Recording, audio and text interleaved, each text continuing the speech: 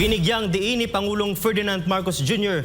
na nananatiling pangunahing prioridad ng kanyang administrasyon ang edukasyon sa paglalaan ng 1.34 trillion pesos sa ilalim ng 2026 national budget. Si Creslin Catarong sa report. Pinangunahan ni Pangulong Ferdinand Marcos Jr. ang Move Beyond for Service and Excellence Mass Oath-Taking Ceremony para sa mga bagong promote na guro at school heads sa ilalim ng Expanded Career Progression para sa Bulacan at Pampanga Cluster na ginanap sa San Jose del Monte, Bulacan. Dumalo rin sa seremonya sina Education Secretary Sonny Angara, Pampanga 2nd District Representative Gloria Macapagal Arroyo kasama ang ilang lokal na opisyal ng Bulacan. Sa kanyang talumpati, kinilala ng Pangulo ang mahabang paghintay ng maraming guro para sa promosyon at tiniyak na patuloy ang suporta ng pamahalaan sa kanilang propesyon. Bawat lesson plan na ginawa ninyo, bawat karanasan sa silid-aralan na nililikha ninyo, bawat mabuting asal na itinuturo ninyo, doon unti-unting nabubuo ang kumpiyansa at pangarap ng ating mga estudyante. Walang katumbas ang sakripisyo ng ating mga guro.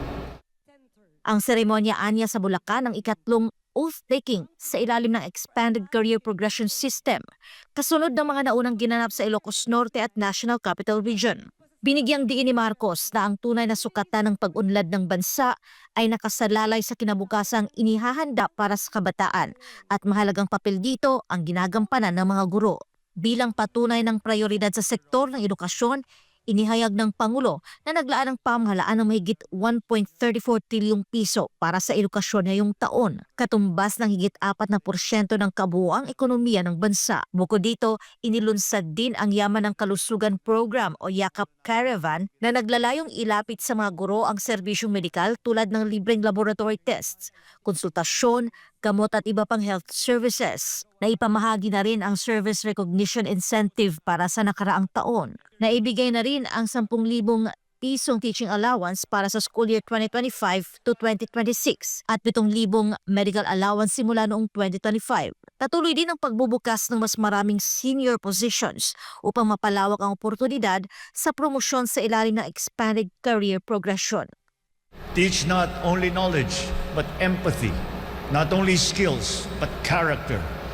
Because long after the lessons are over, what your students will remember most is how you made them believe in themselves. Samantala, binisita rin ni Marcos Jr. ang isang public elementary school sa San Jose del Monte, Bulacan upang tignan ang implementasyon ng Yakap program ng gobyerno. Para sa Diyos at sa Pilipinas kung mahal, ito si Creslin Catarong, SMNI News.